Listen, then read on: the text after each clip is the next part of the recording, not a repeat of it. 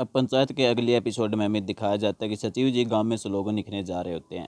सचिव जी के पास वीरेंद्र गुप्ता का फ़ोन आता है और वो सचिव जी से कहता है कि डीएम साहब का स्लोगन लिखने का प्रेशर आ रहा है।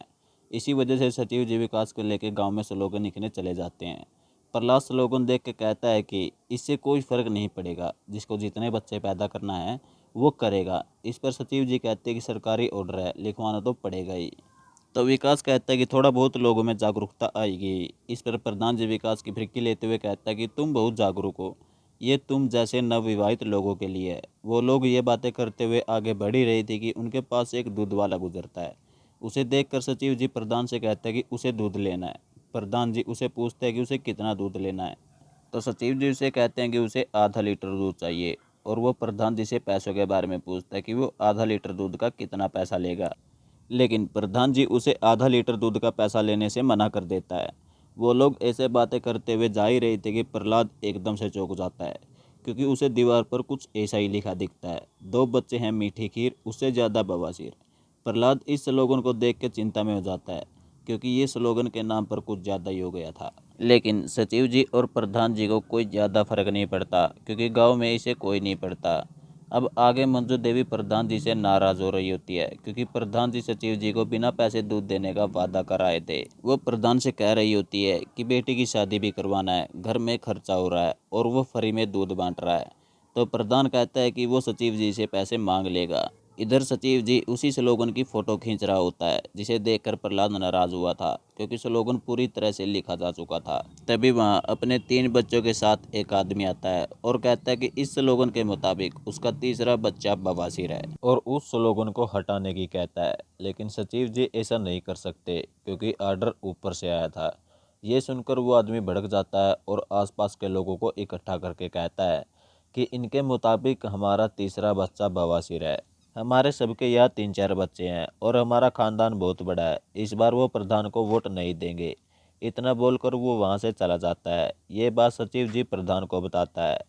प्रहलाद कहता है कि गजेंद्र के 4 भाई है और उनकी 4 बीवी हो गई, 8 वोट हो गए, और उनके पापा जिंदा रहे तो 9 वोट हो गए। इस बार इलेक्शन में 9 वोट गए। ये सुनकर प्रधान सचिव से स्लोगन मिटाने की कहता है, लेकिन सचिव जी ऐसा नहीं कर सकते थे, क्योंकि ये आर्डर सीधा ऊपर से आया था। उसके ऐसा करने पर उसकी नौकरी भी खतरे में पड़ सकती थी। तो प्रधान सचिव जी को एक लौकी देता है और कहता है कि बीडीओ साहब से बात करके स्लोगन मिटवा दे। जब सचिव जी बीडीओ ऑफिस पहुंचता है तो बीडीओ भी उसकी बात नहीं मानता। विकास कहता है कि लोगों को बवासीर शब्द से थोड़ी प्रॉब्लम है, इसके बदले कोई और शब्द डाल दे तो सही रहेगा। लेकिन बीडीओ साहब उसे कहता है कि इस शब्द को स्लोगन में जानबूझकर डाला गया है, ताकि लोगों को बुरा लगे। इसके बाद सचिव जी और प्रधान जी रात को आपस में बात कर रहे होते हैं। प्रधान जी बहुत टेंशन में होते हैं, इसलिए वो सचिव जी को जाने की बोल देता है। ये सुनकर मंजू देवी प्रधान से कहती है कि स्लोगन सही है। जब औरतें 2 से ज़्यादा बच्चा पैदा करती है तो उस पर क्या बीतती है, ये मर्द को कहाँ पता होता है। इसमें मर्द को क्या प्रॉब्लम है। प्रधान जी मंजू देवी से कहता है कि सिर्फ सही होने से इलेक्शन नहीं जीता जाता। इस पर मंजू देवी प्रधान से कहती है कि उसकी सही बात पर बोलती बंद हो जाती है, वो सही बात के लिए आवाज़ नहीं उठा सकता।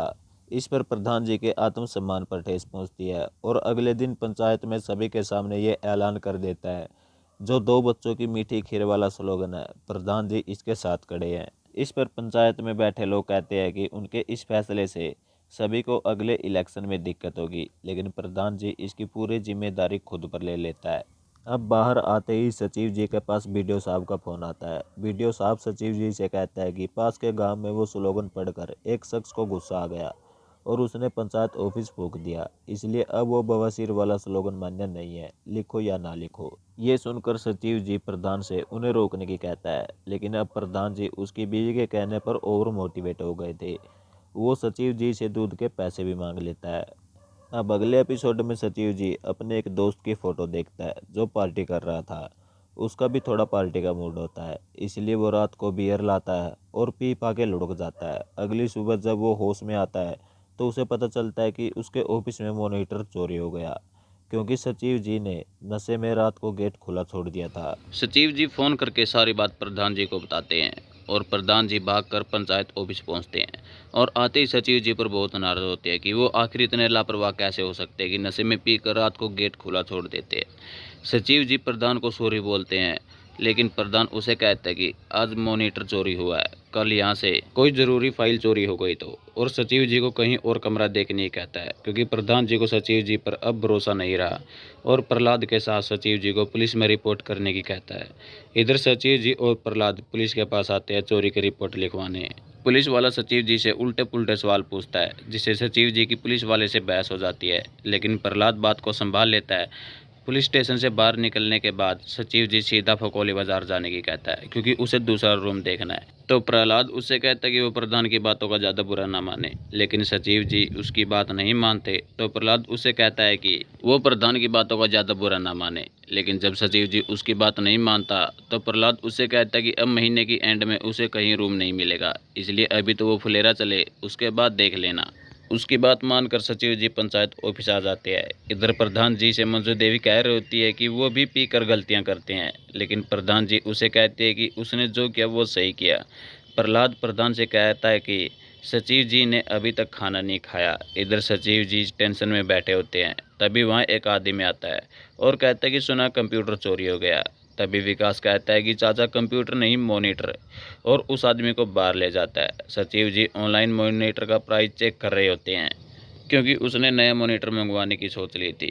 तभी विकास अंदर आता है और सचिव जी से कहता है कि इंस्पेक्टर आया है इन्वेस्टिगेट करने। सचिव जी इंस्पेक्टर से मिलने बाहर आते हैं। वो सचिव जी से कुछ सवाल करता है और इन्वेस्टिगेट करने लगता है।